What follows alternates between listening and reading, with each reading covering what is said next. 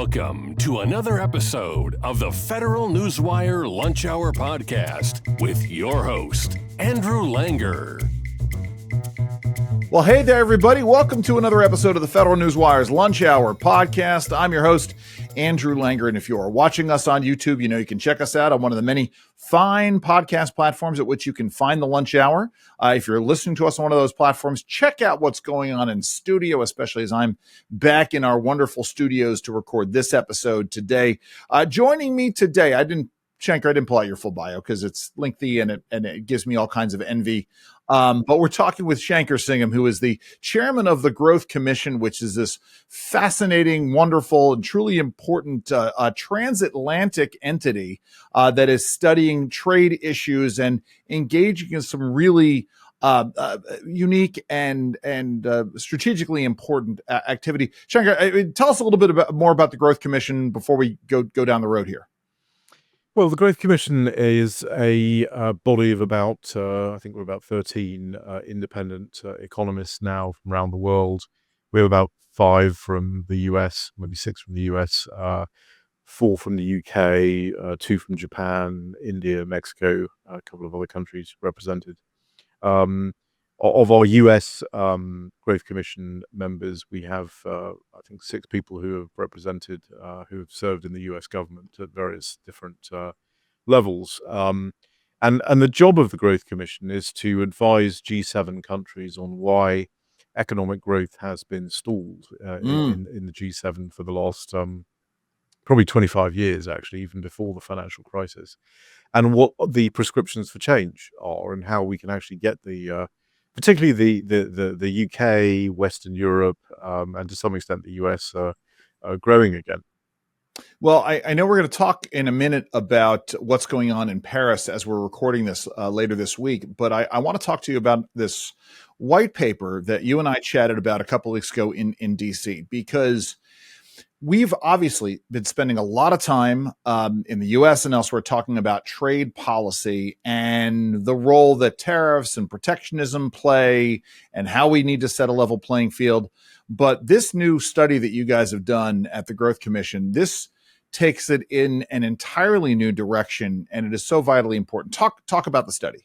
So, I mean, essentially, the study uses the economic models that we've developed, that I've developed really in my career, even well before the Growth Commission was established. I have a new book actually that's just come out about a week ago that contains all of the economic models that we've been using, and our modeling suggests essentially that economic growth, GDP per capita growth in particular, is highly correlated to 3 fundamental pillars. One is how open is your trade regime. The second is how competitive your regulatory system is, and the third is how well do you protect property rights. So when you look at the what the Trump tariff policy is doing, and this is what the white paper does, it sort of looks at what are the potential landing zones for the Trump tariff policy that would lead to enhanced GDP per capita growth, not only in the US, but also in the US's trading partners.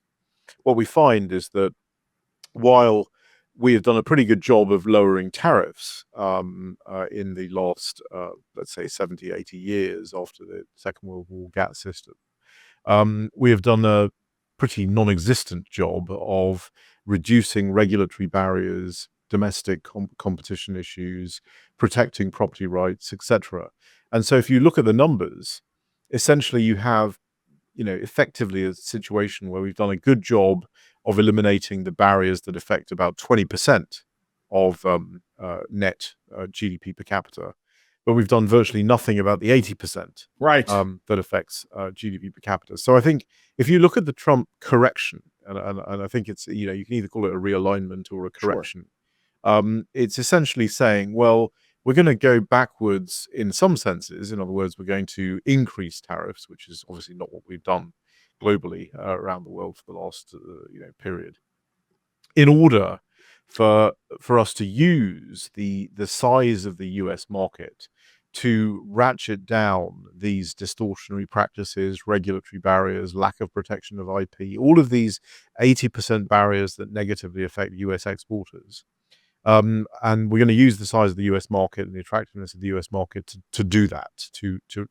So if a country is prepared to eliminate those kinds of barriers, then we're prepared in the US to lower the tariff to them. But if they're not prepared to do that, then they're going to face a high tariff.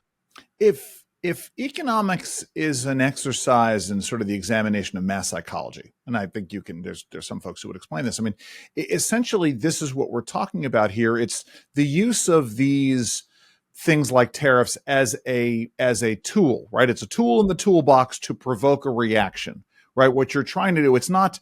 And you and I have talked about this, I think. We know that tariffs can do three things, but they can't do all of them simultaneously, right? They can either raise revenue, or they can fix trade disparities, or they can repatriate jobs.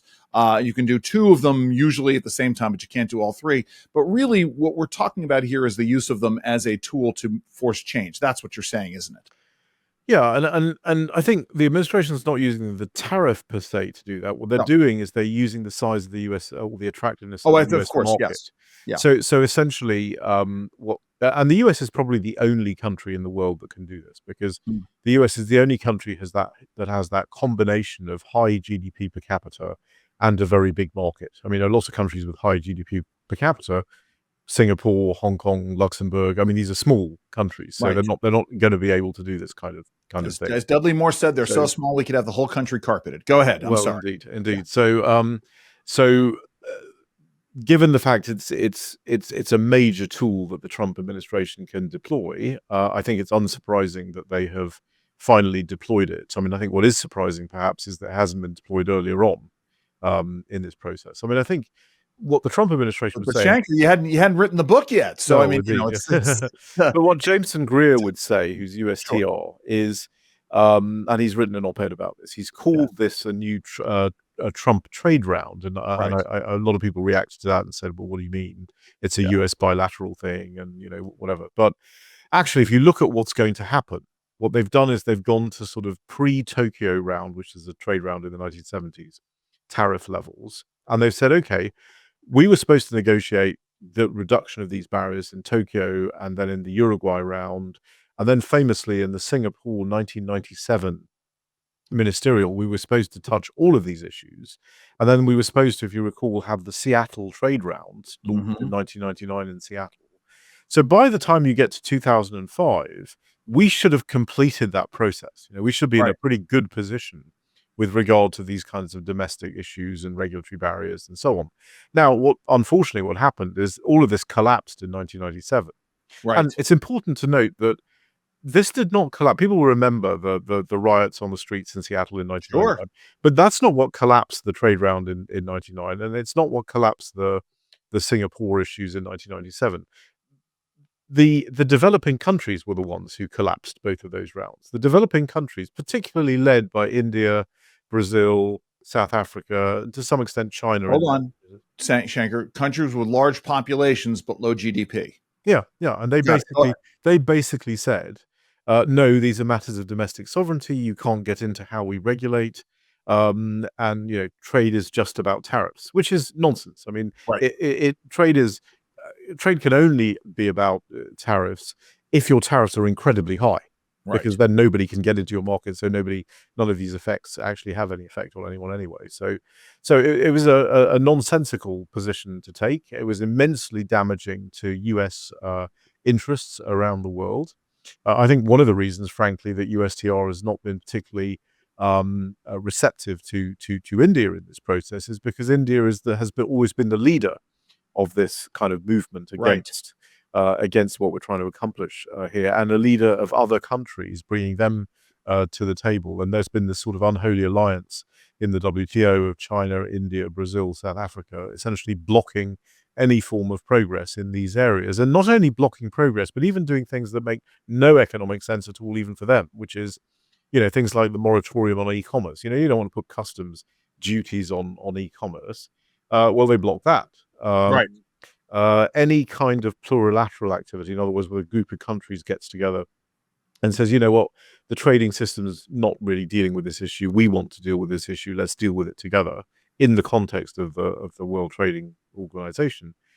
India and others have blocked that as well. So they've got a track record of decades of obstructionism, and that is the reason this all failed. Now, what is interesting about calling this a trade round is if I'm a country like India or Brazil or China or whoever, and I improve my intellectual property regime because of the pressure that the Trump administration is bringing to bear, or I remove my very bad digital policies because of the pressure the Trump administration is bringing to bear, then I can't do that selectively for any one country. I have to do that for the whole world. I have to change my law for the whole world. So Right. actually, what the US will be able to do if they're successful in getting these barriers down is they get them down for the whole world. Mm.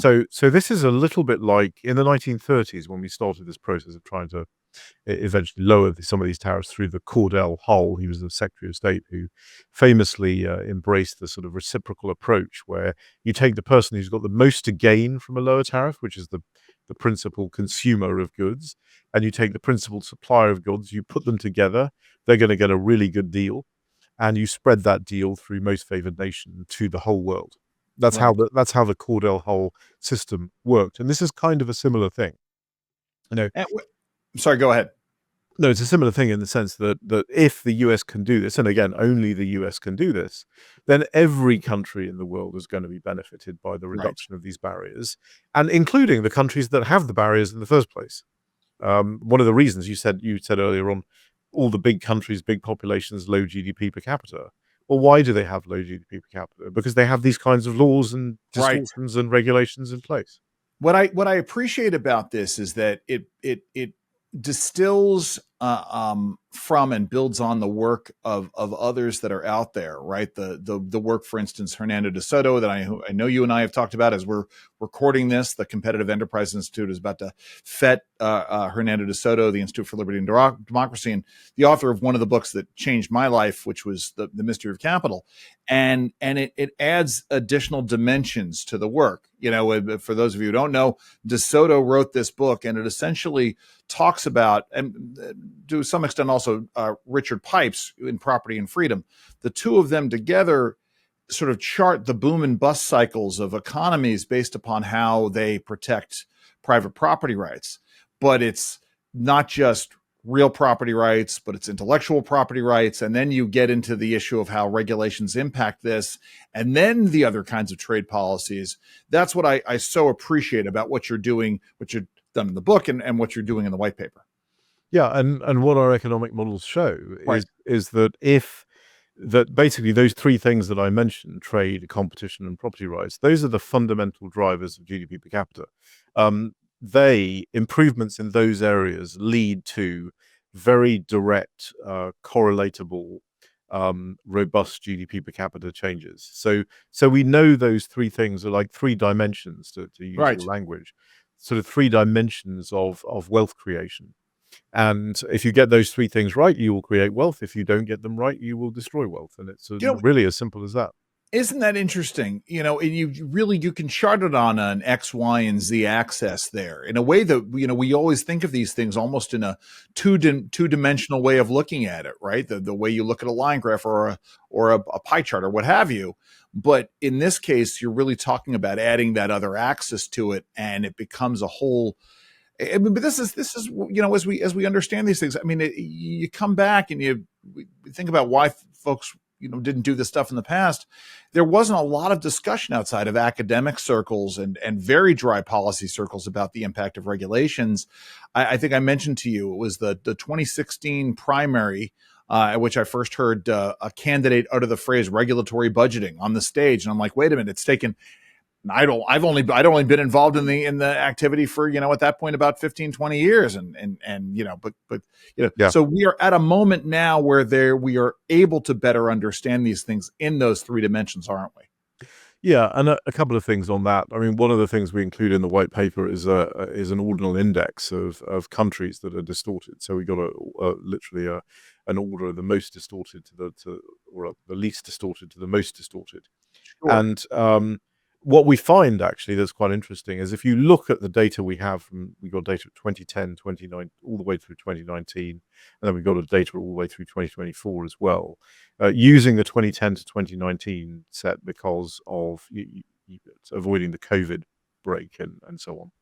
What we see is in that period, in that decade, the level of distortions amongst the least distorted countries in the world, the Singapores, all of the Australias, etc., the best performing countries, the level of distortions increased.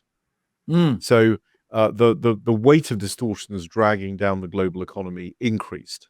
Wow. The only exception is the UAE, the Emirates. Interesting. Every other country that was a good performer became a slightly less good performer by 2019. And the countries at the bottom of the table, most of them sort of improved a little bit, but again, remember they're coming from extremely distorted states. So the overall picture is not very good. And I think one of the problems, to your point, is that we haven't really focused on these things, because when people talk about regulatory cost or regulatory burden, what they've typically talked about is business compliance cost. Right. And business compliance cost is important. I'm not saying it's not important, but the yardstick that we use to measure these things is competition. Competition is the most powerful force that we know Right. of to actually create wealth. And when you put barriers and distortions in between willing buyers and willing sellers, meeting human need in voluntary exchange, you're going to damage the ordinary process of competition. And if you look at the competition effects of regulation, they absolutely dwarf uh, business compliance costs. So and that's one of the reasons why the effect of anti-competitive regulation is about three to four times as great as the effect of the similar approach in the area of trade or property rights. And I mean, is this what we're talking about? We talk about the way that you can use regulation as an anti-competitive tool. As you and I talked about, I don't want to go through the private conversation we had, but is that what we're talking about here? The ability to sort of subtly distort the marketplace without it being overt. We know that tariffs are very overt and are very apparent and they're seeable. Regulation, not so much so. And the more complicated the regulatory system, the more easily it can be manipulated. Is that what we're talking about? Exactly. So essentially, it's imagine I'm an incumbent company in the Right. electricity sector or something like that, and if I can't put some basic product, I can't put a tariff in place, or I'm a farmer in France, for example, where I'm going to be in Thursday, and I can't put a tariff in place. I'm going to distort my regulatory system so the American producer can't possibly have market access into my market. I'll give you a very basic example of this that occurred in the 1980s in Japan, which I think people will understand, which is, there were US manufacturers of baseball bats and there were Japanese manufacturers of baseball bats. And the Japanese had a very strange rule that said the baseball bats had to be of a certain size, which was coincidentally the size of Japanese produced baseball bats, but not the size of American produced baseball bats. All these American produced baseball bats, were sort of stuck in customs houses in Japan. That's the kind of thing that people do, to secure that kind of advantage. So it's anything that artificially increases the costs of your competitors, or artificially reduces your costs. Getting a government subvention or a privilege or what have you. It really is amazing. We're now at this point where we're finally having these kinds of conversations. Let's talk a little bit about what's going on in France this coming week as we're recording this. What do you have going on in Paris? Well, the French have quite a lot going on because they've just basically lost their government, and that occurred yesterday. So we're our timing is interesting, is good. That we will be there on Thursday, and in addition, tomorrow, Ursula von der Leyen, the President of the European Commission, will give her State of the EU speech. Right. I suspect that our State of the EU speech, or our State of the EU presentation on Thursday, will be slightly different from hers. What we're doing is we're sort of saying, well, why is it that the EU, member states of the EU, are growing so slowly, particularly Western European ones? And we'll be looking at the actual numbers on their GDP per capita growth or lack of growth, and actually it's negative for many of them, and it's been negative for quite some time for many of them. And then we're going to sort of come up with some policy prescriptions that would actually change things in the EU and create a slightly more dynamic environment in the EU. So, for example, we're going to be talking about things like there's a whole raft of environmental regulation in the EU that is well beyond and completely disproportionate to the regulatory goal, and that's having a Right. big anti-competitive effect in the EU. Their labour markets are very anti-competitive, so there's a lot of things they can do to change. But we're also highlighting that there are countries in the EU in the areas of size of the state and overall tax burden, for example, that actually are doing much better than Western Europe. So some of the Central Eastern European countries, the so-called Visegrad countries, people like Poland and Hungary and so forth. Slovenia is doing much better. Slovenia's GDP per capita is now increasing beyond even the UK's. Wow. And then you have the Estonian, the Baltics, Estonia, particularly Estonia, again doing much better. Why? Because Estonia has a flat tax. They have a much more simplified taxation system.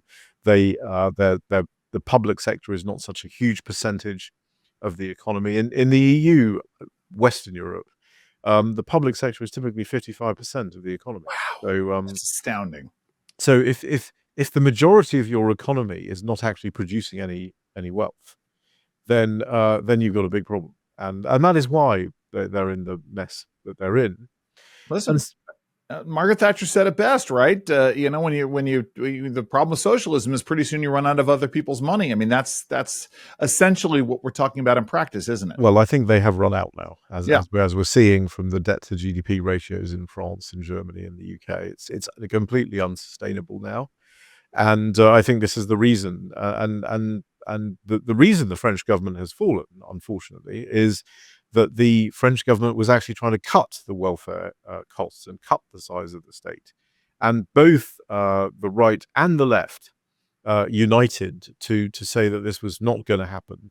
Well, the problem in France remains. Somebody's going to have to be responsible for it, and the situation is so bad in Europe that you have to do significant cuts to affect the debt side of the equation, but you also have to grow the economy and increase GDP.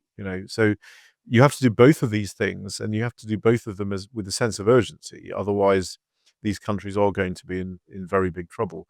And by which I mean full on, debt crises. Now, a little bit of growth really does bend the debt to GDP cost curve considerably.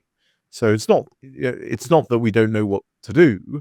We know what to do. The problem is, overcoming these vested interests that don't want to see any change. Let's come back to something, because I meant to ask this question. What is the UAE doing so well, and what are the countries at the bottom of the list doing so badly? But specifically, what's the UAE doing so well?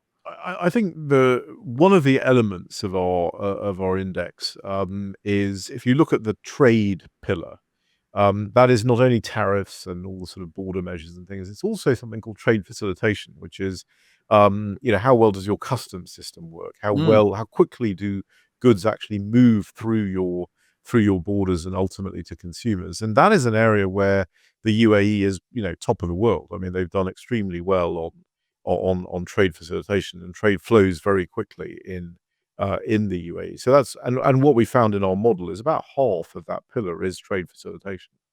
So if you improve that a lot, then you're going to see some big effects. I think also, their regulatory systems work a lot better. They're not perfect by any means, but they certainly have fewer barriers, fewer impediments to new businesses and so forth.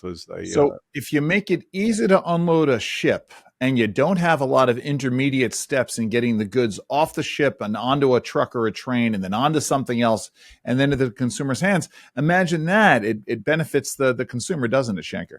Benefits the consumer, benefits the whole of the economy, and it's a big benefit. So, yeah, they've done extremely well on that. One of the other things the UAE has done very effectively, because what they've done is they've basically got their regulatory bodies, they've staffed them up with very seasoned professionals from all over the world. So they're very effectively run. They're very competently run. I mean, one of the problems of many developing countries is getting the capacity building and the knowledge for these sorts of things. And if you don't know much about what it is you're regulating, you become very prone to large incumbent vested interest elite companies telling you what to do, and you don't really have much of a response, which is what tends to happen in the developing world.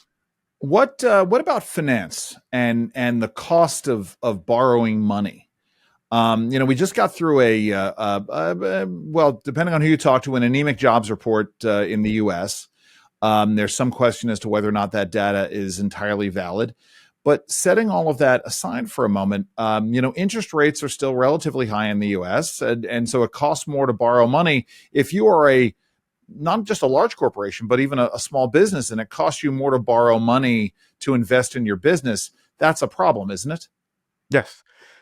So access to capital Yeah. and the way your financial system intermediates is one of the elements of the competition pillar in our model. So it will pick up that lack of access to capital in countries, and it's certainly true that is sort of moving in the wrong direction. If you also look at 10-year and 30-year Treasury interest rates, they are climbing quite dramatically as well, because the bond market is essentially looking at 10 years, 30 years out. If these countries are in fiscal crisis, then I'm going to price my 10-year or 30-year Treasury note in a certain way. This is again why it's so important to explain to people why the current policy approach of the administration could, it doesn't have to, but it could lead to a very positive result, Right. ultimately for the global economy, could force changes that have been so difficult domestically to actually do. No, it really is astounding here, and we have to remember there are folks who want to see this. They want to stifle it. They want to see things sort of kept at the anemic pace for political reasons. Let me ask you this, and maybe this is a controversial question. You can tell me you don't want to answer it, but I mean, are we? Is the clock winding down on the EU experiment? I mean, we had Brexit, as you and I have talked about many years ago. Britain got out, or the UK got out because of no small measure the massive explosion of regulatory costs impacting and hamstringing their competitiveness. What about the rest of the EU? Well, it's certainly true that there are in France, as we maybe will soon see, in Germany and Italy and Hungary and Poland. It's certainly true that there are many reactions, negative reactions to the regulatory overreach of the EU and of the European Commission in particular. So I think there's going to be a reaction to that. Draghi, who was the former central banker for the European Central Bank, just came out with a report sort of explaining that the European Union economy was essentially sclerotic and was really in bad shape. Unfortunately, his recommendations were to do even more of the top-down thinking that the Commission tends to like. So we liked his diagnosis, but we didn't like the medicine he was prescribing. When Shanker, there's the phrase, when you're a hammer, everything looks like a nail. Yes, well, exactly. A central banker, with their sort of proposals, but they clearly need to delegate a lot more. They need to go back to their original principle of subsidiarity, which meant that you push decision making down to the left as local as you can make it. They need to go back to this. They've sucked a lot of that decision making from member states into the European Commission, and it's created this backlash. I mean, the EU has gone through a number of evolutions. I mean, if you look at the EU in the 1970s and the 1980s, and even in the 1990s, I would argue that the European rules were driving member states towards more pro-competitive markets and towards more open trade and so forth. And they were you can see there was a value to the EU in that, particularly these accession countries that came in the 2000s. They improved tremendously as a result of that accession to the EU. But since 2000, I think the EU's gone in the opposite direction. It's a lot of the environmental rules and so forth from the EU are the result of pretty high levels of capture of the institutions in the EU by environmental NGOs who don't seem to really think about economic growth or the well-being of people, particularly Or the trade-offs, right? The trade-off, the what happens when you make electricity more expensive? How many, they claim to save X number of lives by engaging in this climate policy. Well, how many lives are lost when, it gets too hot and nobody has their air conditioner, or it's too cold and nobody turns on their heater because the electricity is too expensive? Yes, and certainly cold kills a lot more people than heat Right. does. But I think the tragedy of all of this is that the people who are most adversely affected by this kind of, anti-competitive, regulations that distort the market, get in the way of voluntary exchange between willing buyers and willing sellers, the people who are hurt the most by the wealth that's destroyed from the economy are the people at the bottom end of the socioeconomic ladder. I mean, if I lose $5,000 to $6,000, per person per year, if I make $20,000, that's a real disaster. If I make $500,000, maybe it's an inconvenience. Right. So it's the people at the bottom who always suffer whenever Sure. you destroy wealth out of the economy, and that is not certainly that they don't seem to have any kind of advocacy group representing them in the European Commission. Right. So I was incredibly rude earlier, Shanker, in that I didn't have you talk about the book. Tell us about the book that just came out. I am thrilled for you for this. Tell us about it, where we can find it, etc. Yeah, so the book that just came out is my sort of fourth book, I guess, on this area in general of market distortions and the damage to global economies as a result. The first book was a book about trade and competition and property rights back in 2007. We did another one in 23. I looked at privatization and distortions in 22, which is very relevant because a lot of these problems are the result of privatization processes that weren't done properly. Sure. And then the most recent one, this book that came out in just now, a week or so ago, actually looks at the economic models that we've used to determine that. We sort of lay out these economic models in great detail to show people how we've essentially calculated these numbers and how we found, rather surprisingly for some people, that the effect of the domestic regulatory barriers is so high. Right. If I improve my domestic regulatory system, i.e., I make it more more competitive by about 15 to 20% in a country like the US or the UK, yeah, I'm going to see anywhere between an 8 and 11% GDP per capita gain, Wow. state to state. So if I do that in 5 years, I can potentially see, instead of a 0.7 GDP per capita gain year on year, I might see a 2% GDP per capita gain year on year. Well, that's the difference Right. between bending the debt to GDP ratio down to zero or not. We used to have levels of 3 to 3.5% GDP per capita growth in the developed world, in the G7 through the 80s and 90s. We'd thought nothing about a 3% GDP per capita gain year on year. Now we're crowing if we're positive. Right. Never Right. mind, never mind getting up to that level. Well, if you don't grow the economy at all for a significant period of time, just because of compounding and the law of big numbers, you Right. end up drowning in a sea of debt. So Right. if you look at the one of my commissioners, Tyler Cowen, has talked about if The very famous Tyler yeah, Cowen economist, George, George in Mason account. Yeah. indeed. He's sort of talked to people about if the U.S. economy grew 1% less year on year from 1890 to 1980, then the economy of the U.S. in 1980 would be smaller than the economy of Mexico in 1980. Wow. So that's an indication. Now people say, okay, well that's 90 years. Well, we've had 30 years of basically stalled growth in the G7. So we're getting up there, for these kinds of comparisons. Uh, Poland will overtake UK GDP per capita possibly as early as 2032. Already the UK's GDP per capita is lower than Mississippi. Germany, which is the poorest US state, Germany's GDP per capita is lower than West Virginia, which is the Right. second poorest US state. And Germany, until recently, was one of the top three global economic powerhouses, US, Germany, and Japan. Japan also has stalled economic growth. So all of this is happening. and we're not, we need to address this issue. And our citizens, frankly, our citizens are going to rebel. I mean, they're not going to take it Right. anymore, and they're going to say, well, why am I in this situation where I'm paying 3 times as much for electricity as my American cousins do? Why am I in this? And the more that the US lowers its own regulatory barriers and improves its own economy and takes off, the bigger this difference is going to be, and the more 100%. angry people in Europe are going to become, I would think.